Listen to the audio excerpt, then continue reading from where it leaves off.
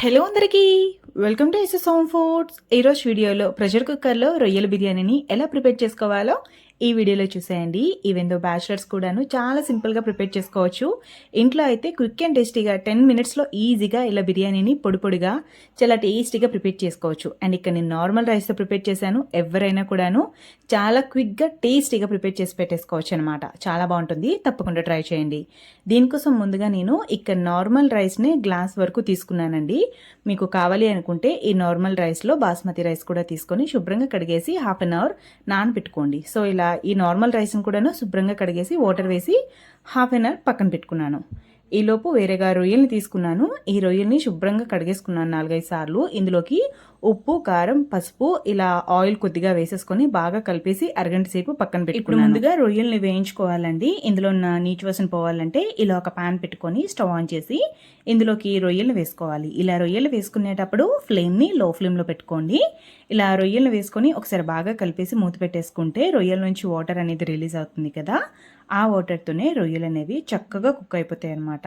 గుర్తుపెట్టుకోండి, ఇందులో ఆయిల్ ఏం వేయాల్సిన పని లేదు. ఎందుకంటే మనం రొయ్యల్లోనే ఇలా మ్యారినేట్ చేసుకునేటప్పుడు ఆయిల్ వేసుకున్నాం కాబట్టి. సో ఇలా ఒకసారి బాగా కలిపేసి పైన మూత పెట్టేసి మీడియం ఫ్లేమ్లో విడిచిపెట్టండి. ఒక 4-5 నిమిషాల తర్వాత పైకి వాటర్ అనేది రిలీజ్ అవుతూ ఉంటుంది. సో ఇలా మీడియం ఫ్లేమ్లోనే కలుపుకుంటూ రొయ్యల నుంచి వాటర్ అనేది కంప్లీట్గా ఎగిరిపోవాలన్నమాట. అంటే మనకి డ్రైగా రొయ్యలు అనేవి వచ్చేయాలి. అప్పుడే ఇందులో ఉన్న నీచు వాసన పోతుంది, రొయ్య కూడాను పర్ఫెక్ట్గా కుక్ అవుతుందండి. అలా కాకుండా డైరెక్ట్గా ప్రెషర్ కుక్కర్లోనే మనం రొయ్యలను వేయించుకోవచ్చు.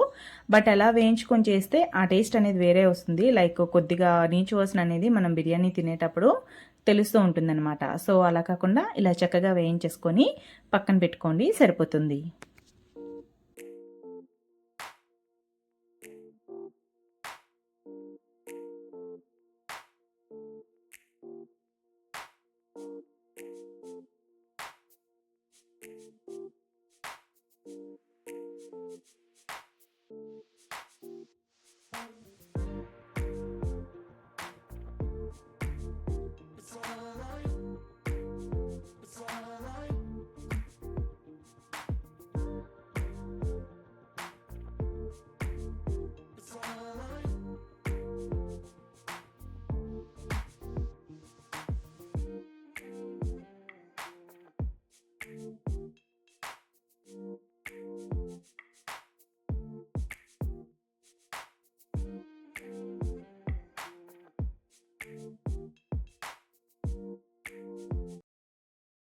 సో ఇదిగోండి, ఇక్కడ వాటర్ మొత్తం కూడాను ఎగిరిపోయిందనమాట. సో ఈ రొయ్యలు పక్కన పెట్టుకోండి. ఇప్పుడు స్టవ్ ఆన్ చేసి ప్రెషర్ కుక్కర్ పెట్టుకొని ఇందులోకి 2 టేబుల్ స్పూన్ ఆయిల్ వేసుకొని ఓల్ గరం మసాలా స్పైసెస్ అన్నింటినీ కూడా వేసుకోండి.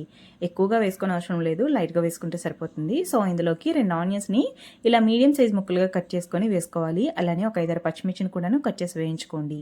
ఇవి కాస్త లైట్గా వేగాలండి. ఇవి వేగాక ఇందులోకి ఒక పెద్ద సైజ్ టమాటాను కూడాను మీడియం సైజ్ ముక్కలుగా కట్ చేసి పక్కన పెట్టుకోండి. ఇవి లైట్గా వేగాక ఇందులోకి టమాటో ముక్కలను కూడా వేసేసుకొని పచ్చివాసన పోయే విధంగా టమాటో ముక్కలను కూడా వేయించుకోవాలి. ఇలా వేయించుకునేటప్పుడు ఫ్లేమ్ అనేది మీడియం ఫ్లేమ్లో పెట్టుకోండి. సో ఇలా మొత్తంగా వేగాక టమాటో ముక్కలను వేసుకోండి. ఇప్పుడు టమాటో ముక్కలు వేసుకున్నాక ఇందులోకి అప్పటికప్పుడు దంచి పెట్టుకున్న అల్లం వెల్లుల్లి పేస్ట్ని ఫ్రెష్ది వేసుకోండి. టేస్ట్ బాగుంటుంది.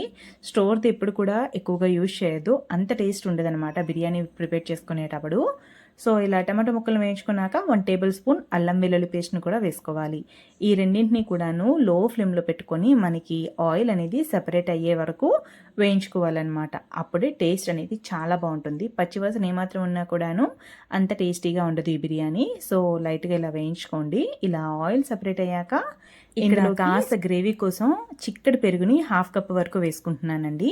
పెరుగు వేసుకునేటప్పుడు లో ఫ్లేమ్లో పెట్టుకొని పెరుగును వేసుకోండి, లేకుంటే పెరుగు అనేది తొందరగా నీళ్ళ ఇరిగిపోతుంది. వీలైతే స్టవ్ ఆఫ్ చేసి వేసుకోండి, లేకపోతే లో ఫ్లేమ్లో పెట్టి పెరుగును వేసుకోండి. ఒకసారి బాగా కలిపాక ఫ్లేమ్ అనేది మీడియం ఫ్లేమ్లో పెట్టుకొని పెరుగు నుంచి కూడాను మనకి పైకి ఆయిల్ సపరేట్ అవ్వాలన్నమాట. అప్పుడే పెరుగులో ఉన్న పచ్చిదనం పోయి మంచి క్రీమీ స్ట్రక్చర్ ఇస్తుంది. అండ్ బిర్యానీ కూడాను చాలా టేస్టీగా ఎమ్మీగా ఉంటుందన్నమాట. సో మనకి ఇక్కడ ఆయిల్ సపరేట్ అయ్యింది. ఇలా సపరేట్ అయ్యాక ఇందులోకి ఇప్పుడు స్పైసెస్ని యాడ్ చేసుకోవాలి. మనం ఆల్రెడీ రొయ్యల్లో ఉప్పు, కారం, పసుపు వేసుకుని ఉన్నామండి. సో ఇందులోకి నేను 1 టీ స్పూన్ వరకు బిర్యానీ మసాలా, అలానే 1 టీ స్పూన్ వరకు ధనియా పౌడర్, అలానే 1 టేబుల్ స్పూన్ వరకు సాల్ట్ని వేసుకుంటున్నాను. సాల్ట్ అనేది మీ రుచికి తగ్గట్టుగా మీరు వేసుకోవచ్చు. సో స్పైసెస్ అన్నింటినీ కూడాను బాగా కలిసే విధంగా కలుపుకోండి. ఇలా కలుపుకునేటప్పుడు ఫ్లేమ్ అనేది లో ఫ్లేమ్లో పెట్టుకోండి. సో ఇలా మొత్తంగా కలుపుకున్నాక మనం ముందుగా వేయించి పెట్టుకున్న రొయ్యలను కూడా వేసేసుకొని ఒక 2 నిమిషాలు ఈ స్పైసెస్ బాగా పట్టే విధంగా రొయ్యలను కూడా బాగా కలుపుకోండి. ఇలా రొయ్యలు వేసుకొని కలుపుకున్నాక మనం ముందుగా సోక్ చేసి పెట్టుకున్నాం కదా రైస్లో ఉన్న వాటర్ మొత్తం కూడా డ్రై అవుట్ చేసేసేయండి. రైస్ని కూడా ఇందులో వేసేసుకొని ఒకసారి బాగా కలుపుకోండి.